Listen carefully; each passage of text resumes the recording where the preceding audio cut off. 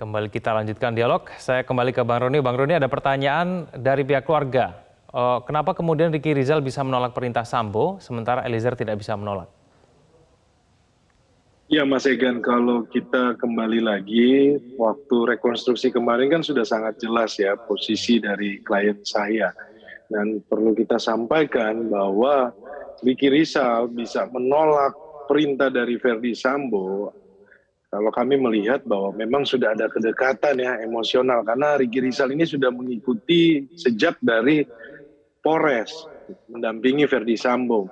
Nah, sedangkan Richard Eliezer ini baru bergabung 6-7 bulan ya, jalan ke 7 bulan. Jadi paling junior. Nah, tingkatan relasi kuasa ini kan sangat jelas ya. Bahwa Oke.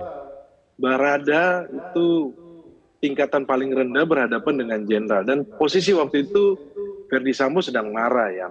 Nah, itu yang pertama. Yang kedua, kita ada punya juga asesmen psikolog yang bagaimana menceritakan profil dari Baradae ini, Richard Eliezer, dalam mengelola atau menerima perintah ya waktu di Rumah Saguling. Itu nanti kita akan sampaikan di persidangan. Itu hasil asesmennya ilmiah ya.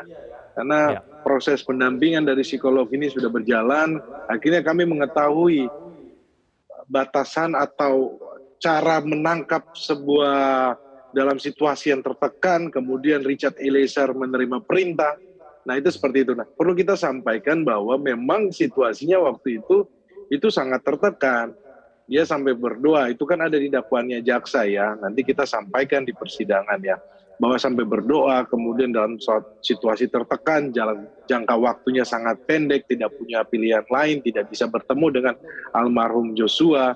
Karena dipanggil yang paling terakhir, duduk juga pun kalau teman-teman lihat di rekonstruksi, duduk di mobil itu jok di belakang. Ya. Jadi tidak ada kesempatan untuk mencegah atau berbicara dengan almarhum Joshua. Dan sampai di Rumah Sagu, Rumah Duren 3, itu juga pun klien saya langsung diminta untuk membawakan tas Ibu PC masuk ke dalam rumah, langsung masuk ke naik ke lantai 2. Nah, fakta-fakta itu yang terjadi, yang teman-teman sudah lihat di rekonstruksi, kemudian sudah ada di dakwaan, itu nanti kita akan melakukan pembelaan di agenda pembuktian. Nanti kita detailkan lagi sebab dan akibatnya ya. Perlu kita bergarisbawahi bahwa klien saya ini berdasarkan perintah. Tidak mungkin dia melampaui perintah tersebut ya, dalam situasi yang tertekan, kemudian ketakutan, ada intimidasi. Nah, hal-hal seperti itu yang nanti kita akan sampaikan di muka persidangan. Iya. Bang Seperti Roni, itu Mas Egan. permintaan maaf dari Eliezer ini sudah direspon belum dari pihak keluarga?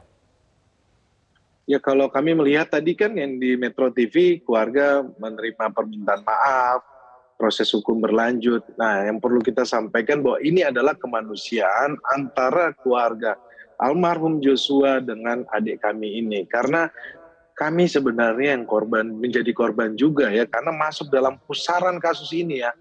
Kan keluarga almarhum Joshua dan Richard Eliezer yang notabene hanya berdasarkan perintah. Nah, ini kan sebenarnya hanya kemanusiaan. Kami sepakat bahwa proses hukum berlanjut. Kami sepakat. Tapi ini cuma hanya soal kemanusiaan. Permohonan maaf tulus dari adik kami ini, Baradae, disampaikan. Dan kami sangat apresiasi penyampaian dengan penuh kasih juga yang disampaikan oleh orang tua dari almarhum Joshua. Kami berterima kasih. Oke, Pak Ibnu, keterangan dari keluarga korban yang seperti apa yang kemudian bisa menghadirkan keuntungan untuk Eliezer? Ya, suatu keterangan saksi ada, tadi saya katakan adalah harus memenuhi syarat formil dan material. Syarat formil bahwa besok keterangan saksi itu adalah disampaikan dalam sidang. Yang kedua, pada asal penyampaian adalah berani disumpah. Kan begitu. Syarat materialnya, nah paling tidak bahwa karena sebagai korban, saya kira si korban memang nggak melihat, tapi dalam teori kan suatu keterangan saksi syarat material itu apa yang ia lihat, ia dengar atau ia alami. Alami kelihatannya tidak, karena itu yang tahu hanya polisi dengan polisi. Yang ia lihat juga tidak, tapi yang ia dengar. Nah, yang ia dengar ini adalah bisa melihat, bisa mendengar sebelum peristiwa terjadi. Karena kita mendengar kemarin bahwa sebelum ada suatu penembakan, itu adanya suatu kegundahan almarhum Joshua. Ada suatu kepanikan almarhum Joshua, kan itu. Kemudian pada saat pengiriman jenazah ada suatu suatu hal yang tidak semestinya, ada suatu hal yang aneh dalam pemakaman, dalam penguburan dan sebagainya.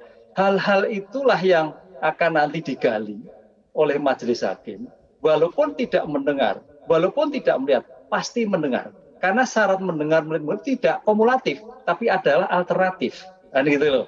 Nah, mendengar informasi itu apakah pada saat pemakaman, apakah ada mendengar pada saat hubungan komunikasi lewat HP, apakah komunikasi dengan lewat telepon, itu semua akan digali. Karena bagaimanapun juga namanya sebagai korban, pasti ada suatu komunikasi yang baik, apalagi komunikasi yang berjauhan. Disinilah makanya korban menjadikan saksi korban diperiksa yang pertama kali untuk menggali seberapa jauh. Dan pasti keterangan ini keterangan yang memberatkan. Saksi acat. Dalam suatu teori, saksi acat itu adalah saksi korban. Karena pihak yang menderita, pihak yang rugi, dan pihak yang kehilangan atas keluarganya yang meninggal dunia. Inilah yang akan digali besok. Pendengarnya seperti apa. Kalau melihat sulit, Mas. Apalagi mengalami. Karena ini bukan saksi hidup, tapi saksi, korban meninggal, kan, bukan hidup. Lain kalau saksi itu masih hidup, lah itu apa yang ia lihat, ia dengar, ia alami. Ini tidak, ini permasalahannya korban meninggal dunia, sehingga hanya keluarga-keluarga korban yang dihadirkan. Sejauh mana peristiwa itu terjadi, sejauh mana pendengarnya peristiwa itu terjadi, sejauh mana komunikasi sebelum terjadinya suatu eksekusi. Lah itu yang akan dibukas, yang kemudian dihubungkan dengan bukti-bukti yang lain sehingga memenuhi rumusan suatu alat bukti. Suatu saksi mempunyai keterangan, mempunyai kekuatan sebagai alat bukti apabila berhubungan satu saksi dengan saksi yang lain, berhubungan dengan alat bukti yang lain. Konsep inilah yang akan nanti dipakai di dalam persidangan. Berarti kecil kemungkinan akan meringankan Eliezer begitu ya kesaksiannya ya, Pak Ibnu? Gimana? Kecil Eliezer? Kemungkinan, iya, oke. Oh iya. Nanti akan didengar terakhir itu namanya keterangan tersangka terakhir, Mas. Jadi keterangan sekarang itu adalah keluarga korban, saksi-saksi yang memberatkan semua diperiksa, terakhir adalah tersangka. Eliezer akan diperiksa terakhir kali, karena keterangan itu bisa pengakuan, bisa pengingkaran. Itu yang disampaikan Mas Roy itu untuk mensinkronkan antara keterangan yang disampaikan oleh jaksa penuntut umum dan keterangan yang disampaikan oleh Mas Rodi, penasihat hukum. Sehingga sejauh mana kebenaran keterangan tersangka. Sehingga dalam KUHP itu makanya sebagai keterangan, bukan pengakuan. Karena keterangan itu bisa pengakuan, bisa pengingkaran. Begitu Mas Ika. Baik, Bang Roni, harapan dari tim penasihat hukum seperti apa dari keterangan 12 saksi ini besok? Kami berharap bahwa proses pemeriksaan saksi dari keluarga korban besok berjalan lancar, dan menyampaikan semua isi hati dari keluarga korban mengenai perkara ini. Kami harapannya bahwa dengan proses penegakan hukum ini keluarga juga mendapatkan keadilan ya. Jadi keluarga juga yang berduka ini mendapatkan keadilan, keluarga besar, dan harapan kami proses persidangannya besok berjalan lancar. Jadi kami posisinya lebih banyak mendengar, Mas Egan. Kami lebih banyak mendengar, kemudian kami melihat apabila perlu ada pertanyaan, tetapi dalam posisi ini kami lebih banyak mendengar. Seperti itu Mas Egan. Oke, baik, kita akan tunggu nanti jalannya sidang besok seperti apa kesaksian dari 12 saksi ini. Terima kasih Pak Ibnu, terima kasih Bang Roni telah bergabung bersama kami di Prime Time News. Selamat malam.